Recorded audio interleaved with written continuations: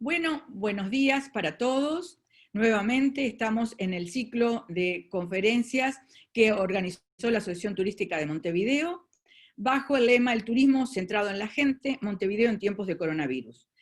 Hemos invitado en esta ocasión para centrarnos más que nada en los escenarios de la pandemia y también pensar cómo será el turismo de acogida o el nuevo turismo en esta nueva normalidad que se está hablando tanto ahora.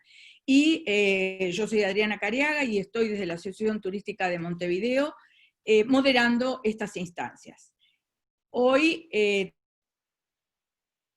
como panelistas al profesor Alejandro Jiménez y a la profesora Celia Martínez Yáñez desde España.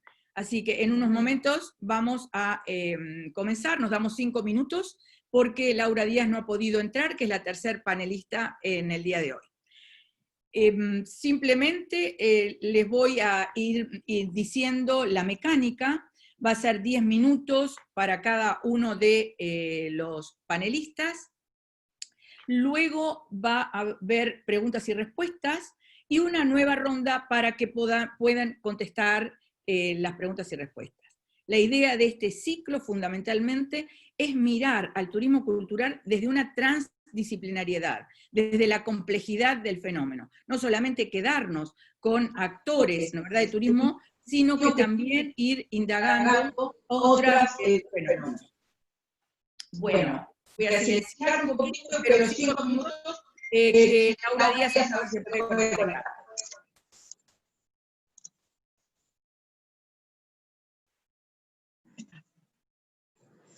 Silenciar. Yo estoy silenciada. Sí.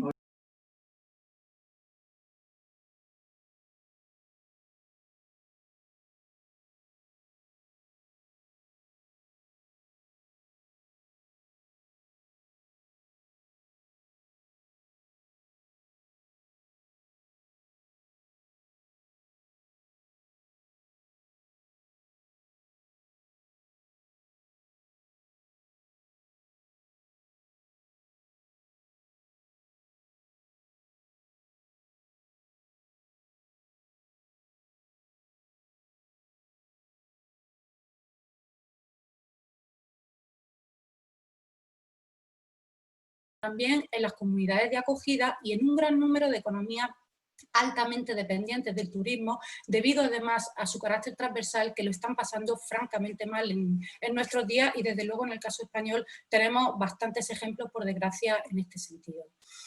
En dramático contraste con esa situación anterior, a día de hoy nos encontramos, como sabéis, con que el turismo internacional, una de las primeras industrias mundiales, ha desaparecido, temporalmente si queremos, pero ha desaparecido, algo que no había pasado nunca en su historia centenaria, incluso milenaria, según donde pongamos los orígenes del turismo, con excepción quizás de las 2 guerras del siglo pasado. Además, para enfocar bien la realidad y la complejidad de este escenario cambiante, hay que tener muy en cuenta su contexto general y global, una crisis económica, ecológica y humana que sin duda ha acelerado y ha agudizado hasta extremos aún insospechados el COVID-19, pero que la verdad no es sorprendente considerando el mundo consumista, dilapidador de todo tipo de recursos públicos, entre ellos la sanidad y el patrimonio, y profundamente insolidario e injusto con las personas y con la naturaleza del que veníamos, y que muchos expertos consideran que ha llegado ahora un fin de ciclo, lo cual será con suerte uno de los pocos efectos positivos de esta pandemia y que nos lleva de nuevo al mismo grito de guerra inicial: renovarse o morir. Pero ¿qué desafío plantea esta exigencia de renovación en el marco del turismo cultural en particular? Pues la primera de ellas, obviamente, es cuándo y cómo se recuperará, teniendo en cuenta que literalmente no podemos viajar, porque muchas fronteras, tanto internacionales como dentro incluso de nuestros propios países, están cerradas. Es más, aunque pudiéramos viajar, nos movemos en un escenario pues, de gran incertidumbre en 2 sentidos. Por una parte, sobre los posibles rebrotes de la enfermedad y posibles nuevos y posibles nuevos confinamientos, y además también la obligación de realizar una cuarentena al llegar a un destino, que solo se podría evitar demostrando que uno no tiene la enfermedad, pero claro, para eso hace falta usar test de forma masiva que no están disponibles en todas partes, en fin, un gran problema, y a ello se une la incertidumbre de la propia capacidad económica para viajar, incluso si pudiéramos hacerlo, porque lo cierto es que muchísimas personas han perdido su empleo y esto afecta especialmente además a nuestro sector del patrimonio y del turismo, o bien porque además quizá para no perder ese empleo muchas de las personas desde luego no van a tener vacaciones.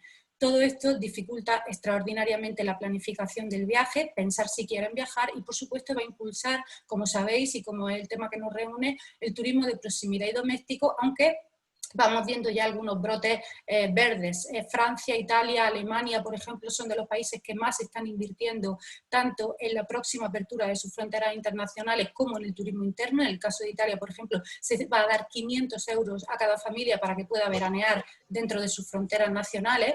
Y esto plantea también una duda que yo creo que es interesante, y es si en el futuro vamos a asistir a un cambio de flujos del turismo cultural mundial, teniendo en cuenta que los destinos más visitados coinciden con los más castigados por la pandemia y que además la capacidad de atracción va a depender en gran medida de las inversiones actuales y de la percepción de la seguridad.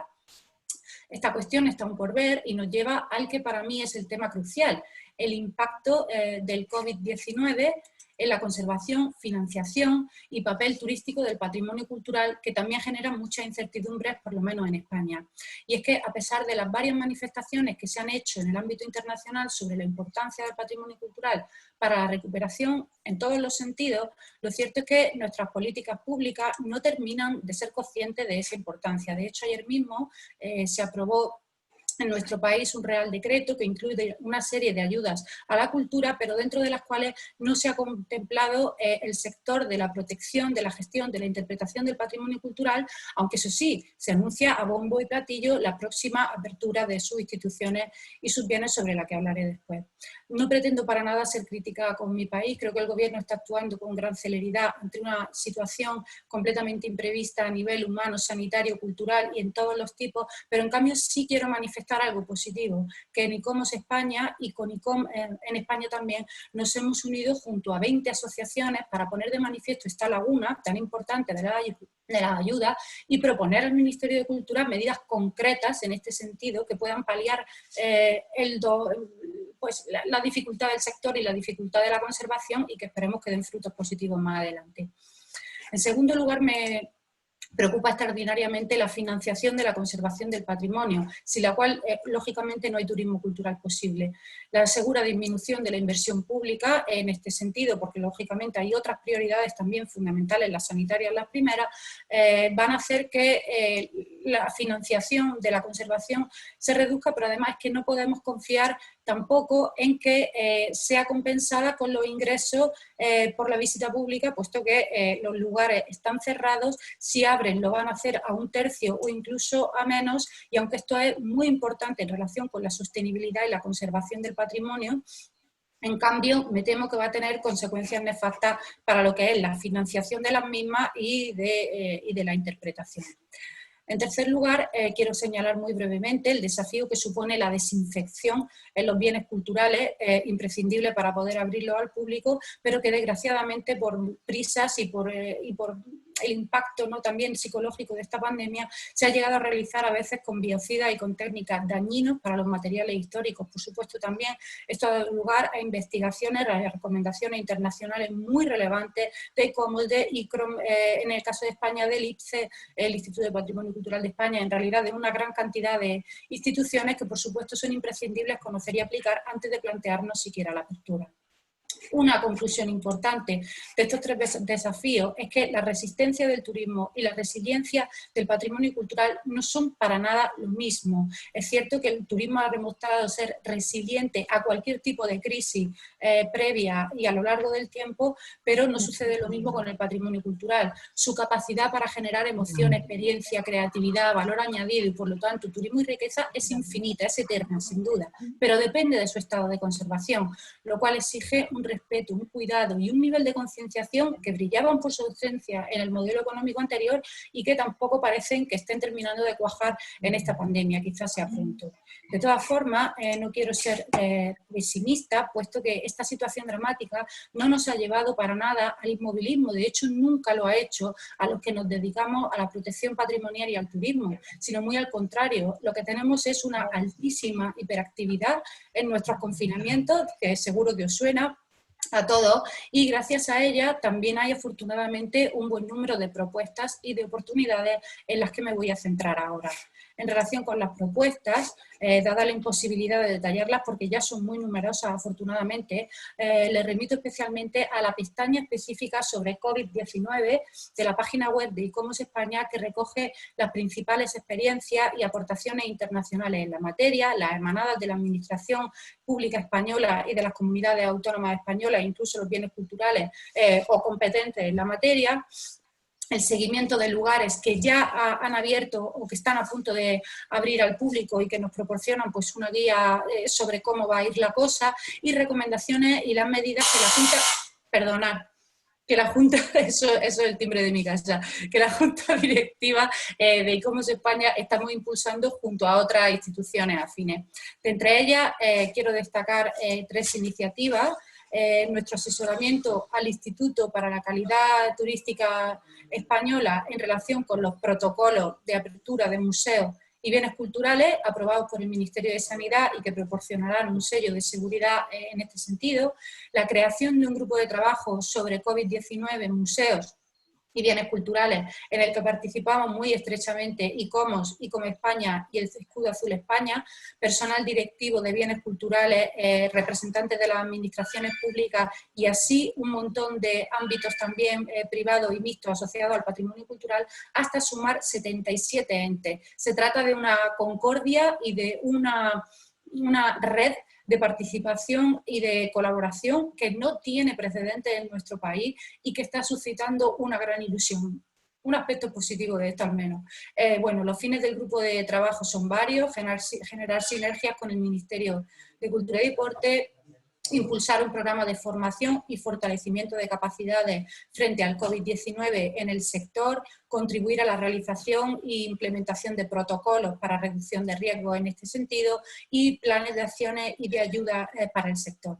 Estos principios están recogidos en las recomendaciones de ICOMOS España en relación con la reapertura de bienes culturales, museos y equipamientos patrimoniales y su adaptación a lo que se ha denominado nueva normalidad frente al COVID-19, que os animo a consultar por si os fueran de utilidad y que, como decía, recogen estos objetivos. Además, los mismos son detallados en 2 tablas que contienen medidas ya específicas en relación con los distintos tipos de bienes y instituciones culturales, así como las distintas fases, en función de las distintas fases de la desescalada, una fase 1 que comenzó el 11 de mayo, una fase 2 a partir del 27, que van abriendo un poquito, ¿no?, la mano de lo que se puede y no hacer, siempre partiendo pues, de cuestiones como la capacidad de acogida, la visita previa, la seguridad interpersonal y otras que podéis ver ahí o sobre las que podemos hablar después si queréis.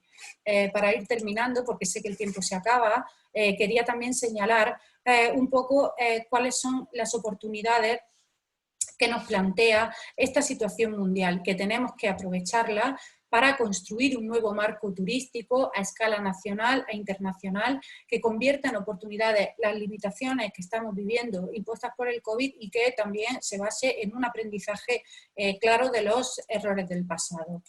El nuevo turismo va a depender, como siempre lo ha hecho, de los macroescenarios internacionales condicionados ahora, a su vez, por la pandemia y su evolución, por el cambio climático y la agenda ODS, por la percepción de la seguridad y la responsabilidad.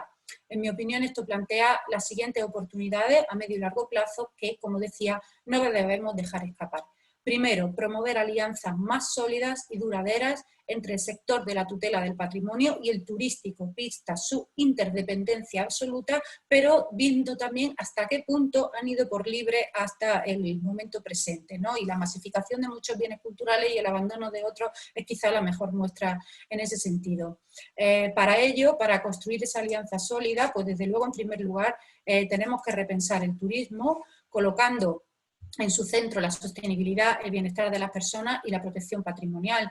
Las oportunidades en este sentido son amplias, ya que a medio plazo el turismo o va a ser responsable o no va a ser. En primer lugar, porque va a disminuir en general su impacto climático y sus emisiones nocivas. En segundo lugar, porque la distancia de seguridad interpersonal va a imponer por fin límites muy estrictos a la capacidad de acogida, que sin duda al final van a ser positivos para la conservación patrimonial, para la calidad de la experiencia del visitante y el control del turismo por parte de las comunidades anfitrionas. Medidas de capacidad de acogida que a nivel teórico siempre han existido, pero que desde luego a nivel de implementación práctica pocos lugares podían presumir verdaderamente de ellas. Además, es importante en relación con las comunidades, porque los límites de la capacidad de acogida no se refieren solo al patrimonio cultural, son de carácter físico, medioambiental, social, psicológico y económico, y por lo tanto es algo que puede ser muy positivo a largo plazo.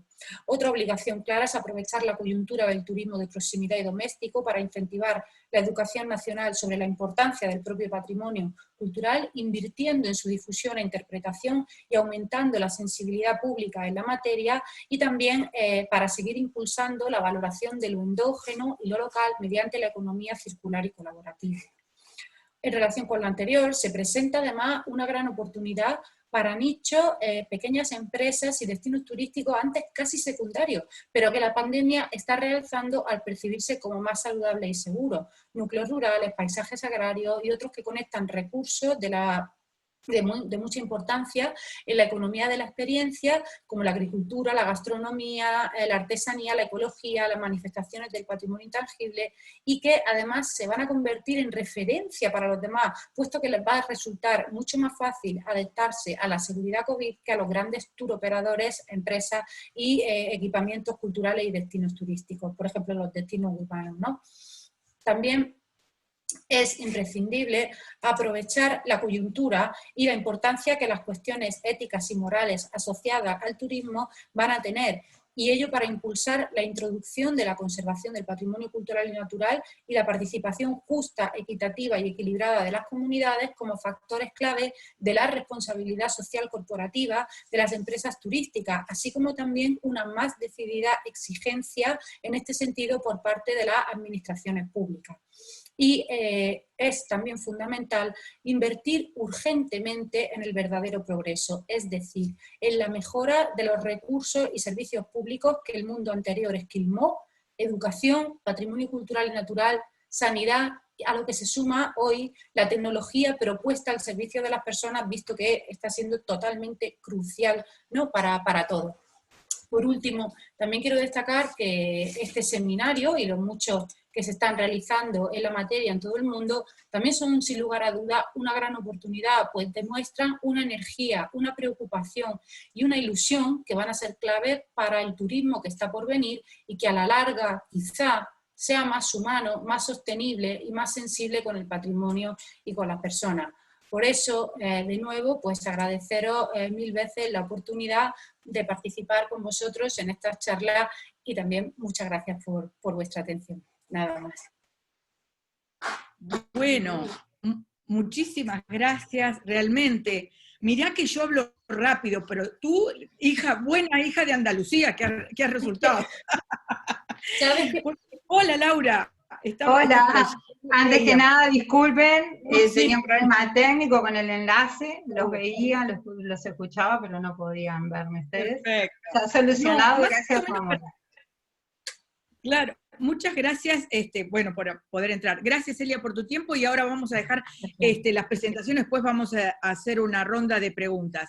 Lo interesante, Celia, algunas ideas que tú decías, justamente que somos compañeras en ICOMOS, en la presentación quizá Rabelino no hizo énfasis en que sos vicepresidente del Comité Internacional de Turismo de ICOMOS, ICOMOS, órgano asesor de UNESCO, que estás en la Carta de Turismo Cultural, que supimos presentar a la Asociación Turística este año, y entonces eso es muy importante porque las cartas de ICOMOS justamente son dogma para el resto, ¿no, verdad?, del mundo.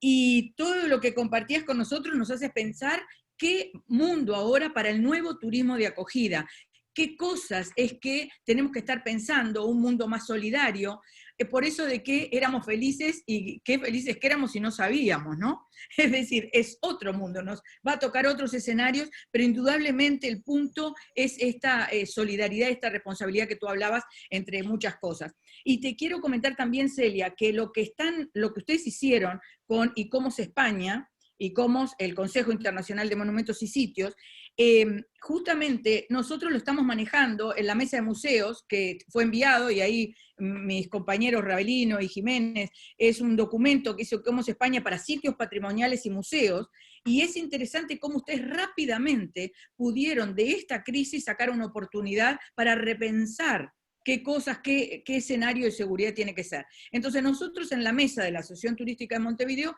lo tomamos, lo tenemos, viste, no para copiar, para inspirarnos. Copien, si no hay... Citamos fuentes, no, pero esto que tú decías, los sitios patrimoniales, los religiosos, los museos, esta categorización que hicieron, y sobre todo lo que estamos viendo de la Asociación Turística es la transdisciplinariedad y diversos actores para que nos permitan pensar un documento colectivo. Entonces, esto es realmente importante y te agradecemos esa presentación. Bueno, dicho lo cual, ahora sí, vamos a presentar, según el orden, a Laura Díaz. Bienvenida nuevamente, Laura, por poder estar aquí con nosotros. Vamos a ver si podemos poner... Sí, porque nosotros pensábamos, bueno, lo vamos a mirar desde un punto de vista, como Celia lo planteó, del turismo de la acogida, ¿no es cierto? Bien, y dijimos, bueno, pero ¿qué pasa con la parte, digamos, psicológica? ¿Cómo están los individuos? Porque evidentemente aquel que no puede ir a sitios patrimoniales, tiene los miedos, las angustias, ¿cómo se maneja? No es lo mismo, si bien los museos rápidamente están compartiendo su acervo cultural, no es lo mismo poder ir y contemplar, es como decir, bueno, un libro, ¿no, verdad? No es lo mismo el olor del libro que tener un libro de forma virtual. Entonces nos importaba, y por eso te invitamos a que tú con tu vasta experiencia, yo ahora te voy a presentar, nos puedas justamente decir esos miedos, angustias, qué está pasando con la cultura y con los ciudadanos, el acceso no tradicional que teníamos.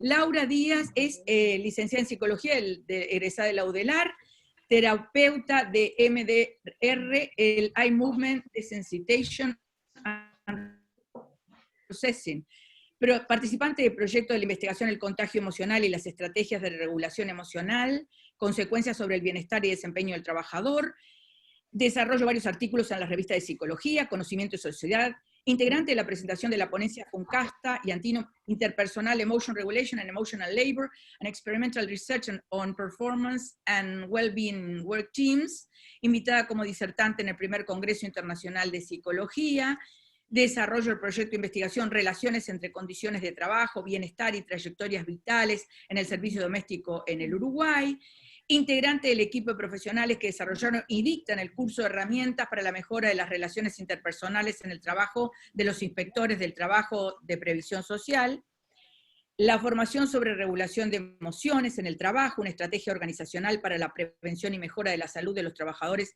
de servicios en instituciones públicas, y actualmente desarrolla el curso de Intervención 2020, Cuidado de Trabajadores de la Salud en contexto de emergencia sanitaria, estrategias para mejorar la regulación de emociones en el trabajo y prevenir el malestar psicológico. Sin duda, Laura, un currículum centrado más que nada en ese malestar, ¿no, verdad?, de la gente, y nos preguntamos también qué pasa en estos sitios patrimoniales, ¿no?, ahora, y la gente, porque esto, ¿cómo es esta relación? Bueno, todo tuyo, y una vez más, muchas gracias.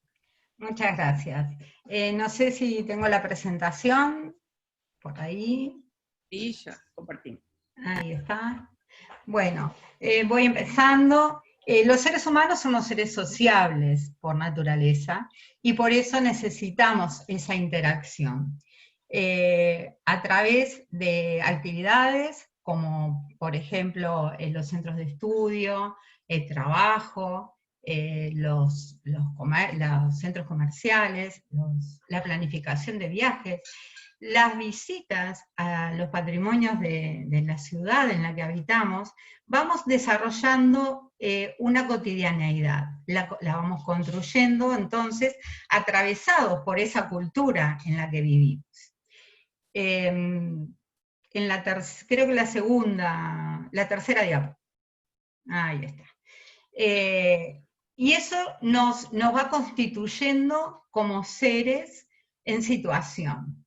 Es decir, no somos solamente personas que tenemos determinadas funciones psicológicas, sino que también nos determina nuestra historia familiar, nuestra historia personal, y el contexto en el cual desarrollamos las actividades.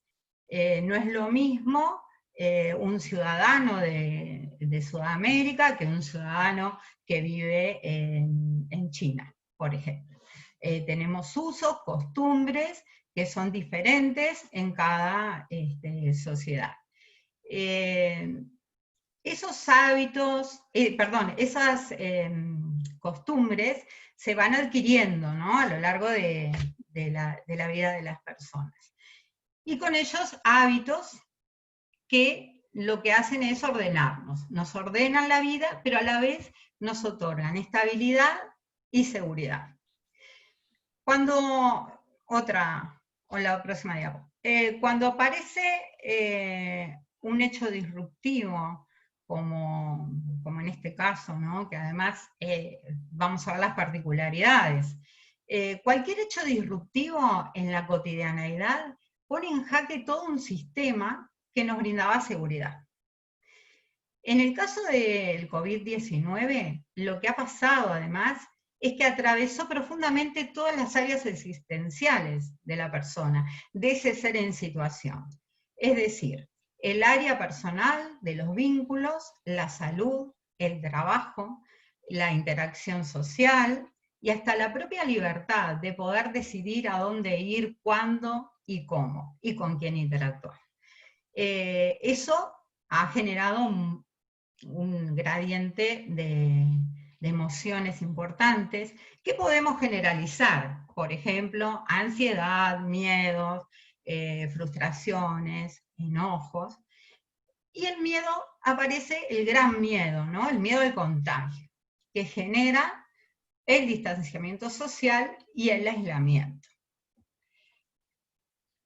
Las emociones, si bien las podemos generalizar, también están ligadas a cómo las percibe y las entiende, las interpreta cada persona. O sea, las personas individualmente sienten las emociones de formas distintas, aunque hay similitudes en lo que corresponde al correlato comportamental de la emoción.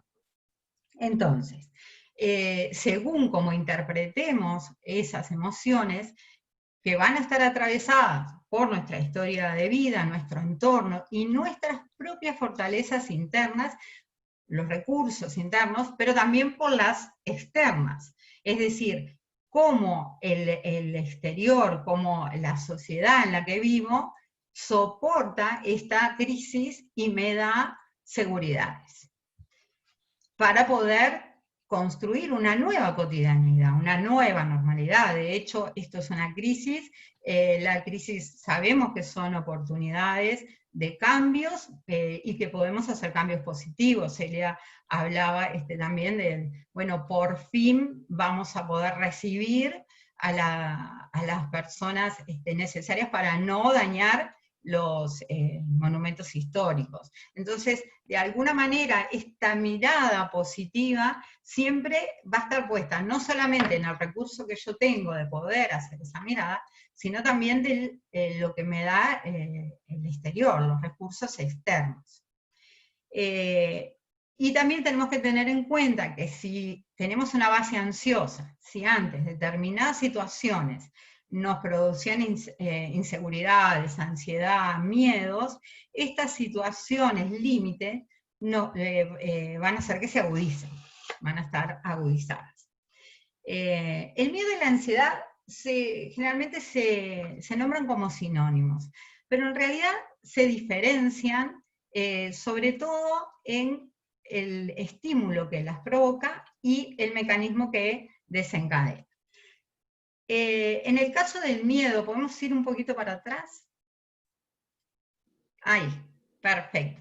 En el caso, el miedo está asociado a el instinto de supervivencia. Es decir, hoy en día no luchamos con animales que nos quieren devorar, pero sí estamos frente a estresores que provocan y desencadenan los mismos sistemas de defensa. O sea, es el mismo mecanismo, las mismas fases que se llegaban en aquel momento. Y los estresores ahora son otros que ahora los vamos a ver. Entonces, el miedo, decía, es ante una amenaza que yo interpreto como que es una amenaza física a mi salud integral.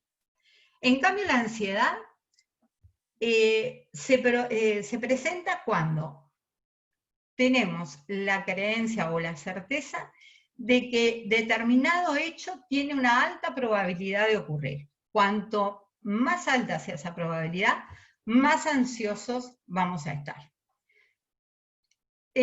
¿Cómo surge? El miedo surge espontáneo y tiene que ver con la activación de la amígdala frente a un estímulo que, como decía, lo interpretamos como peligroso.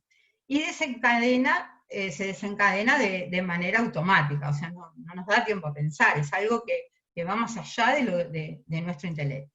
En cambio, la ansiedad sí es una valoración cognitiva, es lo que yo interpreto de determinada información que me llega. Podemos ver, por ejemplo, cómo a medida que nos llegaban las informaciones desde Italia, que eran bastante aterradoras, el nivel de ansiedad subía, y a medida que fue pasando la crisis, va bajando. De hecho, hay que recordarle todo el tiempo a la gente que seguimos en alerta, que hay que tener cuidado, porque ante la mínima posibilidad salimos todos a esa interacción que tanto necesitamos, ¿no? Entonces, un ejemplo de ansiedad sería eso: cuanto más probable sea mi contagio de COVID, más ansioso. El miedo ya surge cuando el estresor se produce, es decir, si soy atacado, si voy en un avión, creo que está puesto ahí, que hay una turbulencia y tengo miedo, pero es real, está pasando, entonces se desencadena el miedo. La ansiedad es como miedo a lo que va a pasar, y el miedo es a lo que está pasando. Los dos son adaptativos, porque en realidad lo que hacen es prevenirnos de los peligros y poder afrontarlos en todo caso. O sea, poder evitarlos, afrontarlos cuando suceda. Ante una situación, los estresores. Me pusieron la diapo del estrés. En realidad, los estresores pueden ser internos, externos, físicos, químicos, acústicos, psicosocial, y lo que producen es una desestabilización en el organismo. El organismo se prepara para dar una respuesta a esa amenaza. Lo que sucede en realidad, vamos a la próxima, es lo que se le llama el estrés adaptativo. Para ser concretos y no explicar todo el sistema del estrés, lo que sucede es la producción de dos hormonas, en especial la adrenalina y el cortisol. La adrenalina lo que hace es aumentar su producción, la hipófisis aumenta la producción de adrenalina, y con esto altera la función neurológica, aumentando la tensión, nuestra tensión, y la velocidad de reacción. En la respuesta cardíaca, la adrenalina activa los latidos del corazón, o sea, late más fuerte, la presión arterial y la oxigenación. En el caso del cortisol lo que hace es minimizar las funciones que no nos van a servir para dar esa respuesta. Entonces la respuesta inmunológica va a descender y la respuesta digestiva, que dentro de eso está la actividad intestinal. Es decir, el organismo se prepara para dar una respuesta de lucha o de huida ante la situación que produjo el estrés. Decimos que es adaptativo en ese lapso de tiempo cuando realmente estamos ante un peligro que está en realidad frente a nosotros. Cuando esto pasa, el sistema nervioso parasimpático lo que tiende a hacer es llevarnos a la homeostasis, o sea, al equilibrio del organismo. Cuando esto no se logra, cuando el sistema nervioso parasimpático no logra equilibrar el organismo y llevar a niveles normales y que siga funcionando cada órgano como debe, lo que sucede es que estamos en un estrés continuo. Ese estrés continuo, debido al torrente de hormonal que estamos recibiendo, va a producir a largo plazo una disfunción orgánica o funcional del organismo. Sobre todo haciendo hincapié en el sistema inmune, va a ser más fácil que nos enfermemos estando estresados que no. Muy bien. Seguimos con la próxima. Vamos a hablar de las estrategias que generalmente utilizamos para enfrentar esto. Las estrategias adaptativas tienen que ver con la anticipación, es decir, evaluando la situación, anticipo la situación de estrés con medidas realistas. Una de las cosas que tiene la estrategia adaptativa es que no distorsiona la realidad. Vemos la realidad, hacemos un balance y tratamos de utilizar estrategias para corregir esa realidad. El humor hemos visto la cantidad de memes que surgieron en las redes a raíz del COVID, que más allá de todas las noticias negativas, era una vía de escape, nos sacaba de esa situación tan angustiante que en muchos casos, y bueno, es como esa vía de escape que usamos para canalizar esas emociones. Y la sublimación, que es también poder cambiar, poder dirigir o redirigir nuestras emociones y gestionarlas a un estado más adaptativo. Se han visto, por eso hablábamos de la creatividad, mucha gente que aprovechó para hacer cosas que antes no posponía y realmente le gustaban hacer, o ayudar. Vimos mucha gente que se dedicó a hacer ollas populares, a ayudar a los más vulnerables. Y las no adaptativas, que tienen que ver con la distorsión de la realidad, la represión, la negación, y por lo tanto la somatización, es decir, terminamos enfermando al organismo porque nos mantenemos, no logramos salir de ese estrés continuo. El afrontamiento, que en realidad es afrontamiento, pero no da un buen resultado, o sea, no logra lo que estaba buscando. La próxima. Bien. Las emociones, si bien vimos que son automáticas y se desencadenan por una alerta en el cerebro, pueden ser intervenidas por nosotros. De hecho, lo hacemos todo el tiempo. Vamos a dar una definición, voy a nombrar Silva, que es una de las definiciones de autorregulación emocional que más la define. La regulación emocional puede definirse como toda estrategia dirigida a mantener, aumentar o suprimir un estado afectivo en curso. Es decir, que nosotros nos autorregulamos todo el tiempo.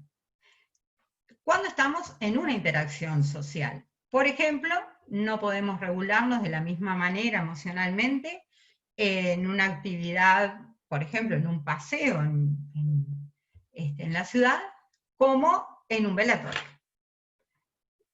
Más allá de nuestras emociones, debemos demostrar determinada emoción que tenemos que controlarla. Por eso, o la podemos aumentar, o podemos suprimir la emoción que no corresponde, o bajar. Esta capacidad en realidad nos sirve poder experimentar las emociones moderadamente y ser flexibles a lo que nos pasa en el día a día, en la cotidianeidad.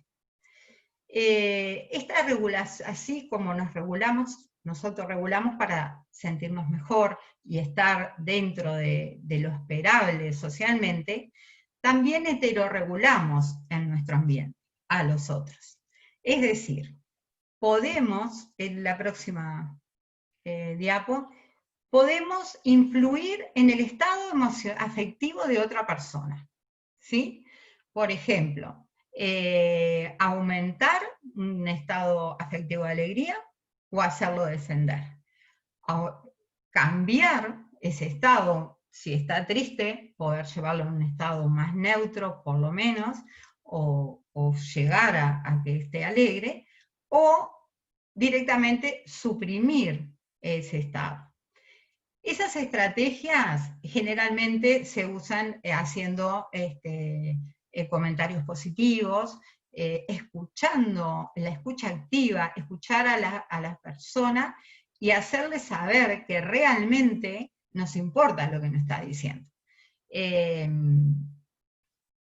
Generar un ambiente, en el caso de los factores externos, ¿no?, a las personas, generar ambientes de bienestar, agradables, de seguridad, de confianza. Esa manera de heterorregular a otra persona viene de la mano del contagio emocional, que parecen iguales pero no es lo mismo.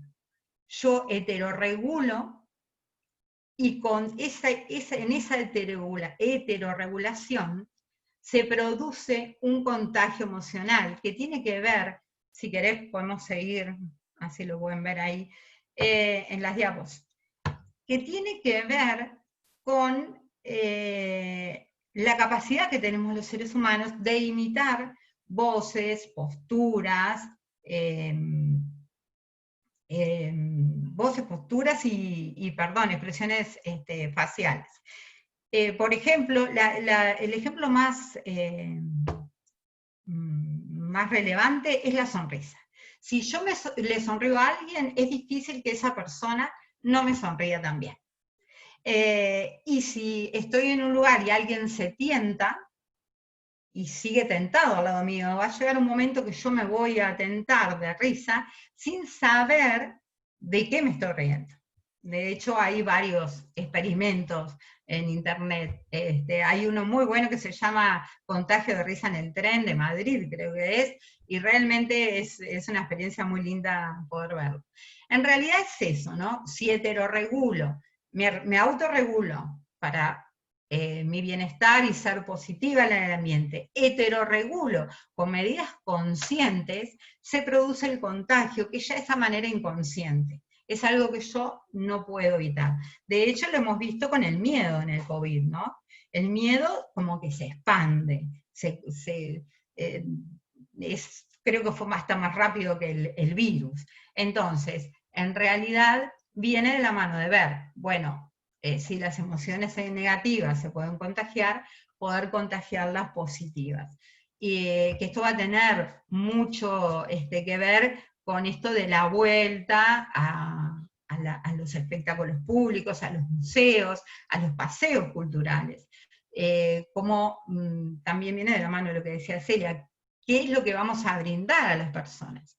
Porque la salida a estos espectáculos se va a dar en un proceso colectivo, pero también individual, que va a tener que ver con los recursos internos y externos de las personas. Si me pueden cambiar la diapo, porque estamos ahí como trancados en heterorregulación, un poquito más, acá. al anterior. Va a tener que ver con los recursos internos. Y acá entra todo lo que es habilidad social, ¿no? La comunicación asertiva, todo lo que nosotros podemos hacer y trabajar en nosotros para poder aceptar esta nueva realidad y empezar a construir a partir de toda esa desestabilización en nuestra seguridad, que tiene que ver, como ya había dicho al principio, con los vínculos, con las actividades sociales, con la economía, con todas las áreas sociales, volver a construir una nueva cotidianeidad con otros dispositivos. Entonces, si bien yo voy a tener que poner esos recursos en juego, también hay estrategias que lo fortalecen. En la próxima diapo vamos a ver lo que es la respiración diafragmática o abdominal para bajar la ansiedad, el mindfulness, comer sano, que no significa comer todo el tiempo sano, pero sí tener hábitos de comida sana, la actividad física, conectar con amigos y familiares, porque el estar aislados socialmente, físicamente, no significa estar aislados. Tenemos esta maravilla de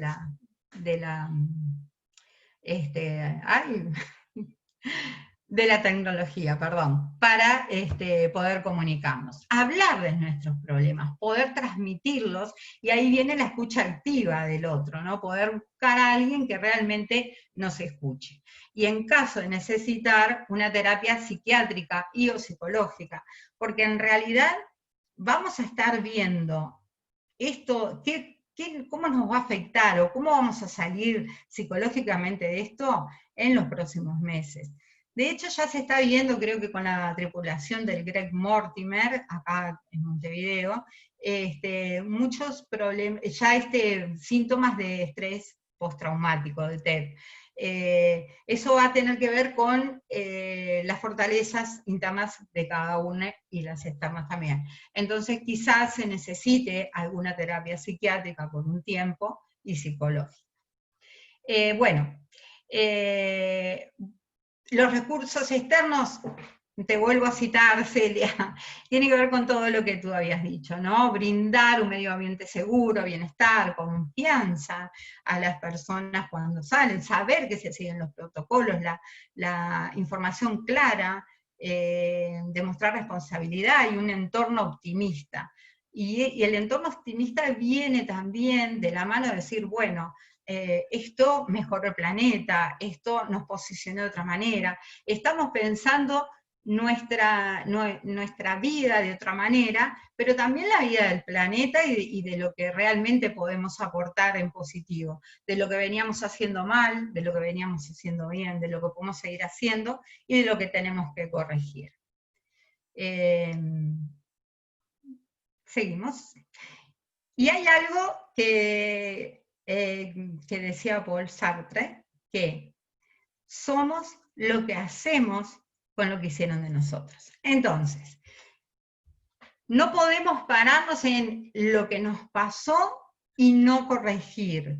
En realidad deberíamos poder encontrar, y si no lo podemos encontrar nosotros, ni con la interacción con la gente que nos hace bien, sí con terapia, que puede ser psicológica o alguna terapia alternativa, poder modificar en forma positiva todo esto que nos ha pasado, poder pensarnos. Fue un parate para pensarnos y saber qué emociones nos están dirigiendo, de qué manera vivíamos, si estábamos bien, si éramos realmente felices.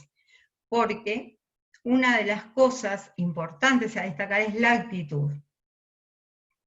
Y acá cito a William James, no nos reímos porque somos felices, sino somos felices porque nos reímos.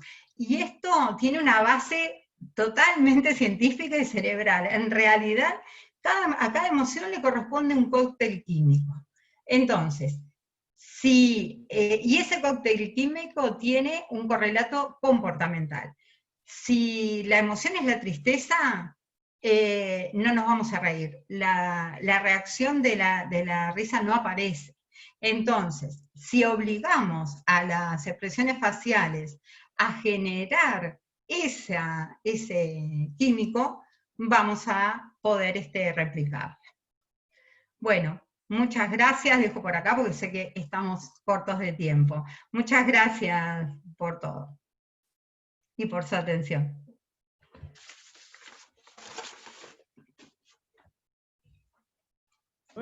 Bueno, muchísimas gracias, Laura, y nos dejaste pensando, porque hay muchos temas que has tocado, pensando en este contexto, tanto personal como colectivo, y fundamentalmente, bueno, ¿qué se pone en juego, ¿no? Con este escenario de este COVID-19. Sin duda ninguna que está todo conectado, y pensando en ese escenario futuro, ¿no? Vos decías, ¿qué es lo que vamos a brindar a estas personas, pero también colectivo? ¿Con qué se van a encontrar?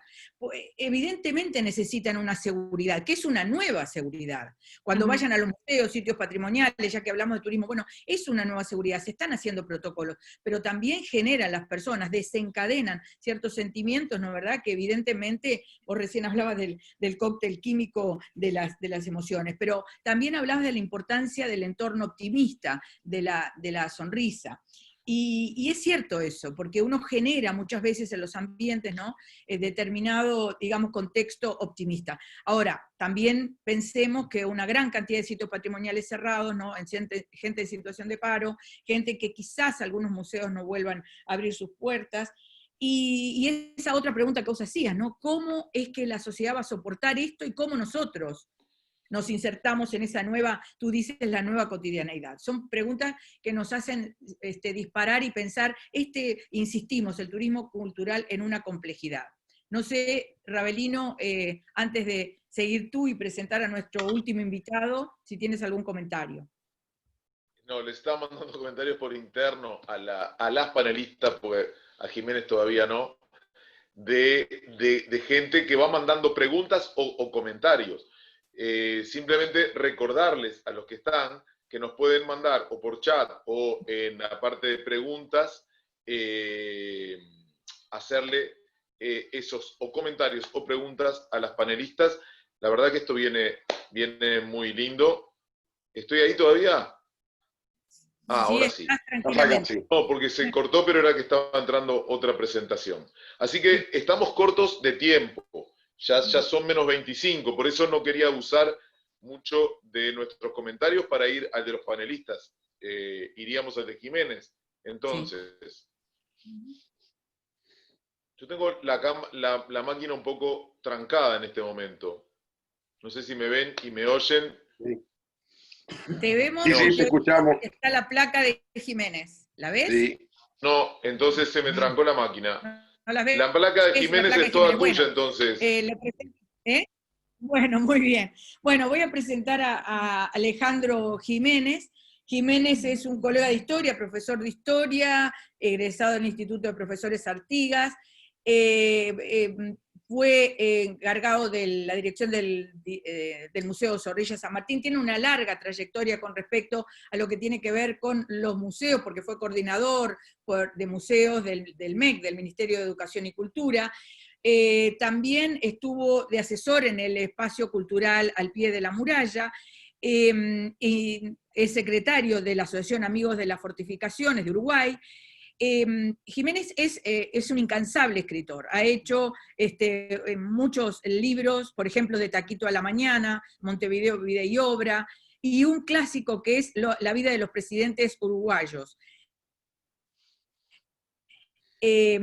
También ha estado en el tema fortificaciones, y un libro, Éramos tan fuertes, Historia y Misterios de la Muralla de Montevideo, un tema de las murallas que recién, digamos que hace 15 años que se viene trabajando, somos bastante jóvenes todavía en ese tema de fortificaciones. Otro libro, Ilustrados y Valientes, el Uruguay de sus orígenes del siglo XXI, Divino Salvo, la guía de fiestas uruguayas, y bueno, también ha expuesto en múltiples congresos y universidades. Actualmente está trabajando en el Ministerio de Educación y Cultura. Bueno, Jiménez nos va a dar una visión, y le pedimos que una visión más que nada, digamos, histórica, sociológica, y él lo ha hecho más que nada también histórico, iconográfico. ¿No es así, Jiménez? Bienvenido. Sí, exactamente. Bueno, Por tu tiempo. voy a agradecer a Adriana y bueno, a Ravelino y también al ATM, ¿no? Que integro la mesa de museos. Y bueno, sí, yo había preparado para empezar, ¿no? Como docente, que somos, Adriana también, un poco en la primera diapositiva ya quería motivar, no sé si está por ahí, un poco lo que es hablar de las epidemias, pero hablar sobre todo, yo me voy a centrar, el corte temporal es el siglo XIX, en donde hubo dos grandes enfermedades que tuvieron sus epidemias en Montevideo y en Uruguay. Una es el cólera, que tuvo 3 enfermedades en el 1866, otra 67-68 y otra 86-87. Y la fiebre amarilla, que estuvo acá en 2 oportunidades, en 1857 y en 1872 y 73, ¿no? Y quería empezar precisamente, y más que nada son 3 dimensiones. La primera dimensión, no sé qué pasó ahí con la presentación. La primera, ¿me escuchan bien? Sí. ¿Adriana? Sí. Hola. Hola. Hola. Hola. Hola. Sí, te Hola. escuchamos, Jiménez. Ah, Estamos tratando de compartir la pantalla. ¿me escuchan? Ahí está. La primera dimensión va a ser un poco cómo era esa ciudad de Montevideo y cómo era el Uruguay en el siglo XIX, ¿no? Y quería empezar precisamente mostrando un poco lo que era precisamente ese Uruguay, a donde llegaba ese caudal de inmigrantes, que van a ser muchos de los que van a ser víctimas de esas epidemias. ¿Cómo llegaban? Bueno, llegaban fundamentalmente, ¿no? Por barcos, ¿no? Y muchos viniendo de Río, de Buenos Aires. Esa era una forma de llegar, ¿no? ¿Y cómo eran las condiciones de vida de muchos de ellos cuando llegaban a las pensiones en las zonas, por ejemplo, del Cordón, de la Aguada, Barrio Sur también, en los conventillos también, llegaban aquellas personas a Montevideo, una Montevideo que recién empezaba en 1856, y creo que quería mostrar precisamente una foto de algo que vi en estos días. Esta es la segunda. La primera, ahí está, las epidemias del siglo XIX en Uruguay, una mirada histórica y iconográfica, y esa es, hoy, hace un rato, o hace unos días, Gutiérrez Ruiz y San José estaban haciendo una reparación y aparece, por supuesto, ese caño abovedado, que era la red Artiaga, la primera red que tuvo Montevideo, ¿no? Montevideo, obviamente que recién va a tener agua potable en el 1871, ¿no? Las aguas corrientes, que no tenía, por supuesto, tampoco luz eléctrica, va a ser en el 86. O sea, estamos hablando que en la segunda mitad del siglo XIX todavía Montevideo no tenía el confort que obviamente tiene hoy, pero que después en el siglo XX va a despegar. Hay que tener en cuenta el teléfono, por ejemplo, de recién principio del siglo XX, el cine llega al Uruguay a fines del siglo XIX. O sea, tenemos que había que realmente en aquel momento estar sufriendo una epidemia en una ciudad como era la ciudad de Montevideo, ¿no? Una ciudad que se multiplicaba además en habitantes. Después de la Guerra Grande, sobre todo, vamos a ver que ahí se da una explosión de la inmigración. Ya la Guerra Grande había sido una ciudad de más de un idioma, ¿no? Montevideo. Y vamos a ver la otra, es así que recién nos mostraban, ¿no? La que viene después.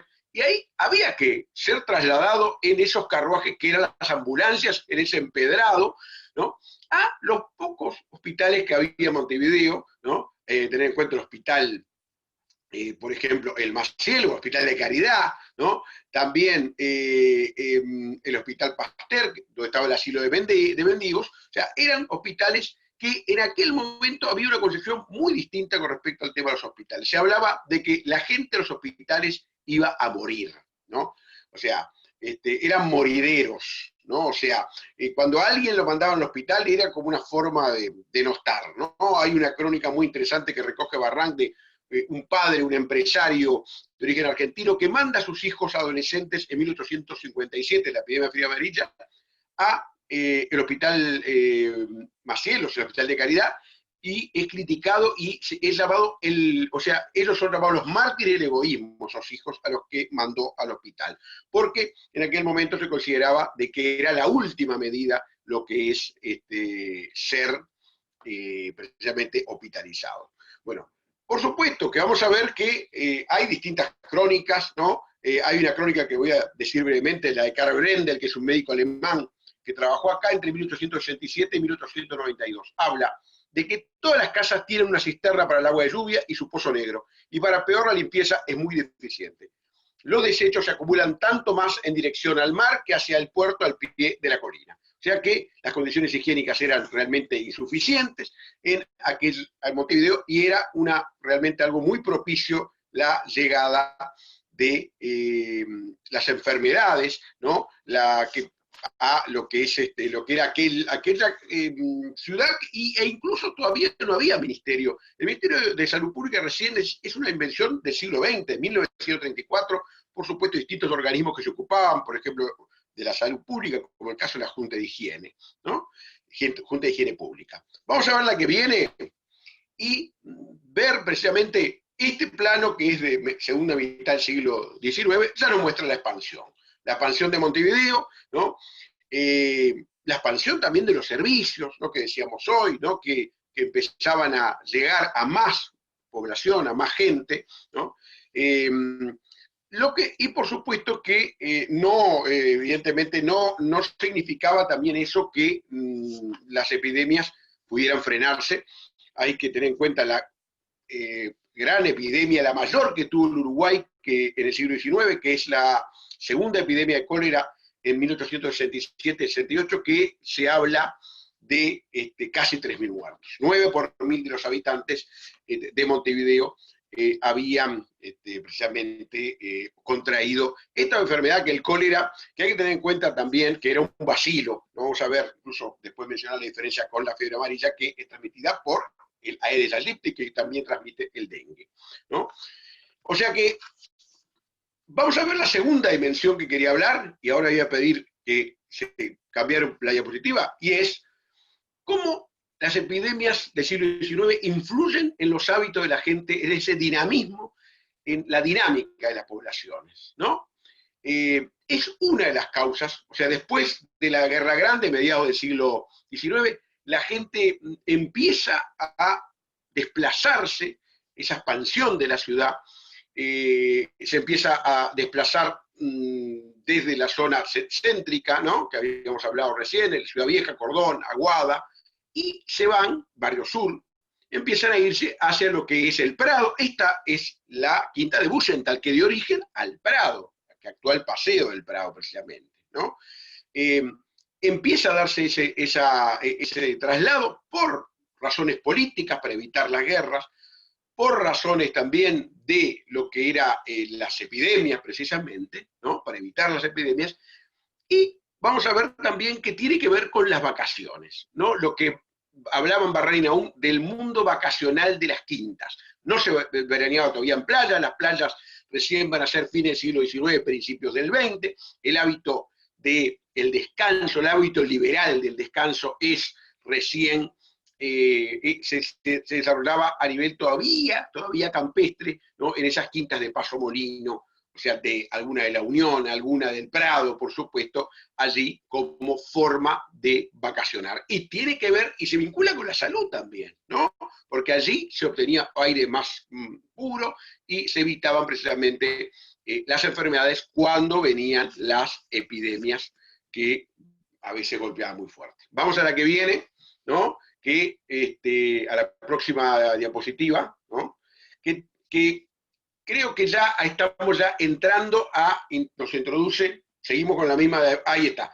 La expansión que decíamos recién, ¿no? Tiene que ver también con los lugares en donde llevar a esos enfermos para que no estuvieran en contacto con la población. Esto es donde hoy está el Montevideo Shopping, lo llamó la Casa de Aislamiento, después fue el Leprosario, y Carmín Ferreira, ¿no? Más conocido, y hoy está el Montevideo Shopping, y allí iban a hacer también cuarentena, también en la Isla de Flores, ¿no? Eran los barcos entraban en esa cuarentena cuando venían de puertos en donde se sabía que había casos de distintas epidemias. Ya para ir redondeando, ya para ir un poco haciendo un resumen, y ya en la tercera dimensión voy a pedir no sé si Mónica es la que está allí con el comando, o Adriana, ¿no?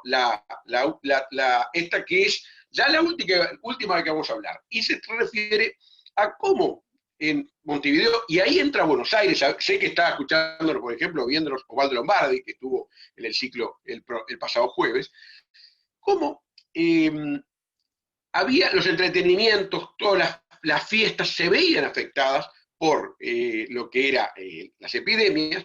Por ejemplo, recordar en Buenos Aires en 1871, la epidemia fue devastadora en gran parte porque venía el carnaval, y la polémica fue: ¿qué pasó con el carnaval? ¿Hacemos el carnaval o no? Finalmente se hizo, y fue realmente muy, muy fuerte la epidemia, aquella epidemia de fiebre amarilla, ahí ya entrando en Buenos Aires. Se habla de 14.000 muertos, una población de 180.000 habitantes en 1871.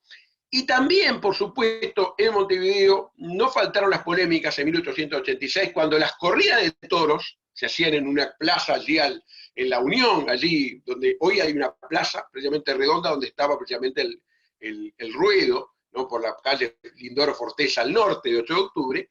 La gran polémica es qué hacer, por ejemplo, con las corridas, e incluso se llega a prohibir la venta de alcohol en esos eventos, que a veces eran entre 3 y 5 mil personas. No había fútbol todavía, o sea, el fútbol como lo conocemos después, por supuesto, como un fenómeno de masas. Y esta tradición española, que era la corrida de toros, que la va a prohibir Valle recién en 1912, va precisamente a generar gran polémica, porque el agua se podía vender, se podía consumir, pero no el alcohol, ¿no? El alcohol se prohíbe, el agua, y el agua podía también ser, podía transmitirse precisamente la fiebre amarilla, en este caso el cólera, mejor dicho, por el agua en aquella epidemia de 1886. Y acá tenemos dos imágenes verdaderamente emblemáticas, que la mayoría de ustedes seguramente las conoce, ¿no? A la izquierda, vamos a empezar con la de la derecha, que es la menos conocida. Blanes, son dos blanes, los dos están en el Museo de Artes Visuales. El de la derecha es el entierro de las víctimas de la fiebre amarilla, ¿no? Menos conocido. Era un tema enterrar, había que enterrar a gran profundidad, había que tapar con cal, ¿no? Por supuesto que se prohibían los velatorios, ¿no? Para tomar medidas de seguridad, precisamente.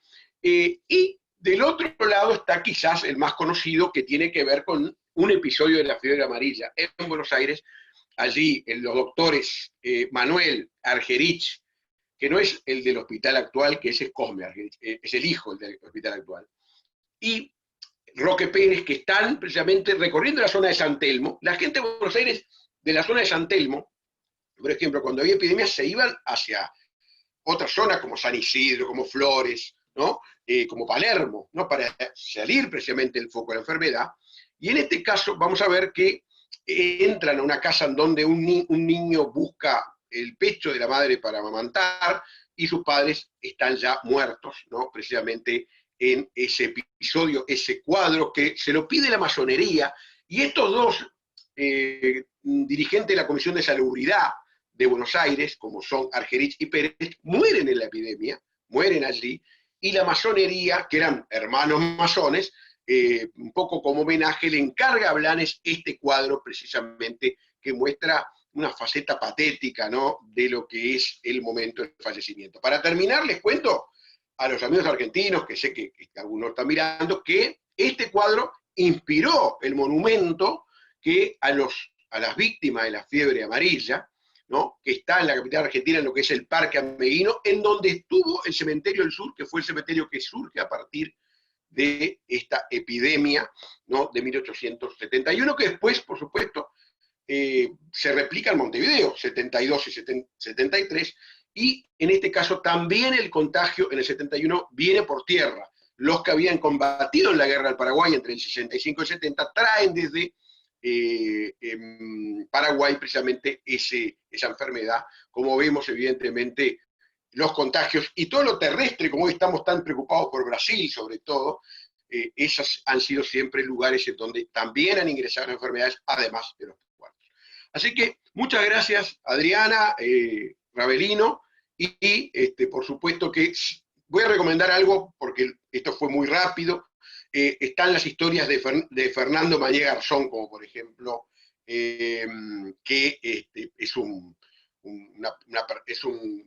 médico, precisamente en historia de la medicina especializado. Tiene una historia muy buena sobre Pedro Vizca, que es quien en el año 65 trabajó en la epidemia de cólera en París. Pedro Vizca, hoy hay un hospital con su nombre, precisamente, y allí uno puede profundizar sobre estos temas, como es la historia de estas epidemias del siglo XIX. Así que muchas gracias, bueno, quedo a las órdenes. Muchas gracias, Alejandro. Tenemos solamente, porque ya se nos ha hecho casi las 13 horas, breve, ¿no?, para unas 3 preguntas. No sé si, Ravelino, ¿tú tienes alguna pregunta que hayas registrado? No, antes que nada, no sé si le llegó a Alejandro el comentario de Celia, que dice que como historiadora del arte le llamó mucho la atención justamente este cuadro de Blanes de la fiebre amarilla en Buenos Aires, que como dijo Alejandro está en el Museo Nacional de Artes Visuales. Capaz que le podemos mandar después a Celia, ese cuadro es más fácil de encontrar, pero el otro, el boceto que hizo, que bueno, la composición es parecida, pero no es la misma, se la podemos mandar a Celia. El del Adriana, entierro, me parece Eduardo, que estamos... Sí. el del entierro no está exhibido. El entierro, No, aparte de, yo puse los de dos. Montevideo. Sí, el del entierro de las víctimas, que ese que estaba a la derecha, no está exhibido, está en depósito. El otro sí, pero obviamente. digo, y ese es en Montevideo y del año 50 y pico. Pero Sí. el conocido, el de Blanes, el de la fiebre amarilla en Buenos Aires, hay otro, es un boceto previo, donde la composición es distinta, no se ven las caras de los médicos, como decías, que capaz que le puede interesar eso a Celia, pero bueno, salió una conversación acá entre nosotros. Bien, tenemos unos minutitos. A mí me gustaría que tenemos 3 preguntas, y tenemos más, pero bueno, tenemos que nos mandaron ahí por privado, pero tenemos para los 3 panelistas, si lo pueden contestar en un minutito para no extendernos mucho, ¿no, verdad? Bueno, empezamos contigo, Jiménez, que fuiste el último. Si vos tuvieras que decir brevemente, ¿cómo identificarías esas pandemias que vos hablabas, la primera, ¿no?, la del cólera por allá por 1867, brevemente, esas pandemias con estas pandemias, ¿qué dirías? No, la primera fue de fiebre amarilla en el 57, ¿no? O sea, la primera es la primera que viene, y después en el 60... La del cólera, perdón. Y después el cólera en el 66, la primera.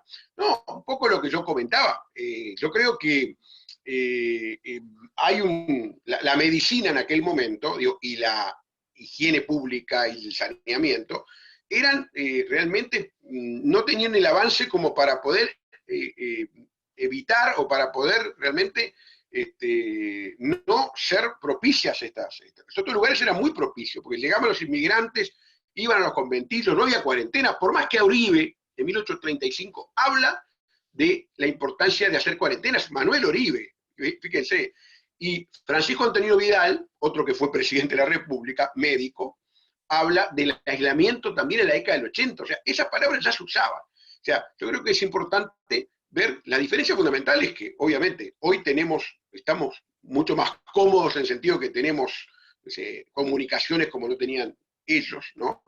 Vivían en otro mundo, y nosotros en ese sentido hemos sido favorecidos por vivir en un mundo con más comodidades para enfrentar 60 días, por ejemplo, de encierro.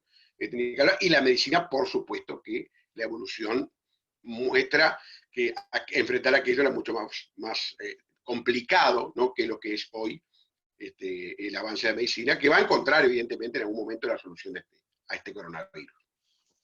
Muchas gracias, Alejandro.